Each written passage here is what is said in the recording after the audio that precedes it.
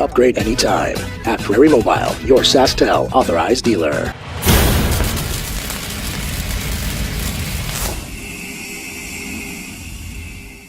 Tonight, your thoughts on what they bring and maybe looking for a little retribution after the last time?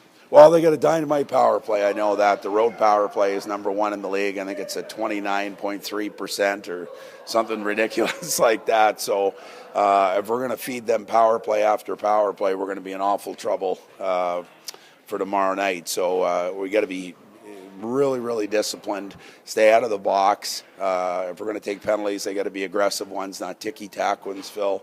We've got to keep them to 4 power plays or less. But, obviously they're bringing in a pretty dynamic first line there with DeShano and Reinhart and Franco.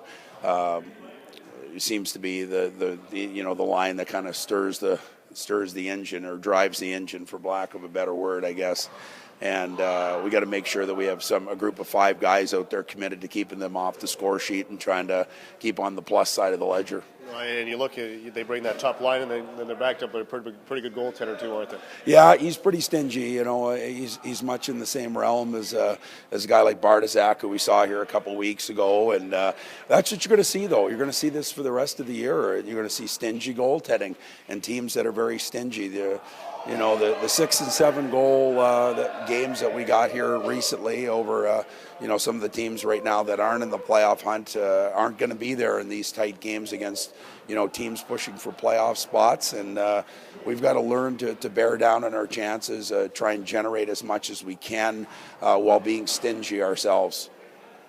You can beat Moose Jaw and Saskatoon, and those are the games you need to win because they're below you. But how do you start getting more consistency against these teams that are right beside you right now in the standings? Well, that's the challenge right now, and it's not like the players don't know this. It's been brought to their attention.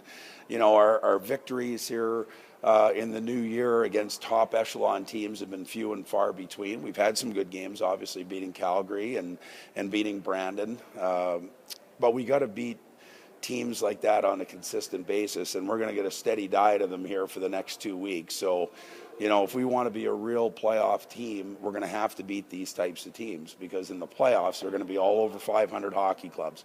They're all going to be stingy. They're all going to be disciplined and well-structured and well-coached. So we have to make sure we're getting our grade A game for 60 minutes out of every guy that's wearing a uniform. So is that what you sense, is just the guys aren't getting that grade A game when you face those guys? Well, they are, for sure. And statistics don't lie. I'm a huge trend guy. I go back and I see who scores the goals against the tough competition, who scores them against teams that aren't in the playoff hunt. If you're going to score goals in the 7-3 victories over Saskatoon, we need you to find a way to score and defend against Kootenay. And, it's easy to maybe score in those 7-3 lopsided victories. We need you to score big goals in big games, and we need guys to compete, work hard, be intense, be focused, and bring the grade A game against the top echelon.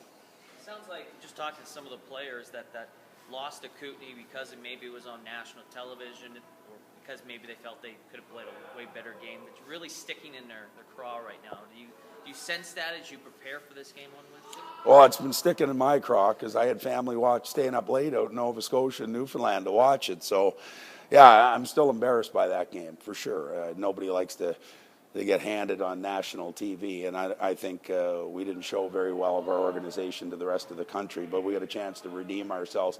Those games are forgotten, now. You're only as good as your last game, and our last game was a good one. But if we don't show up to play tomorrow night, that 7-3 victory goes away.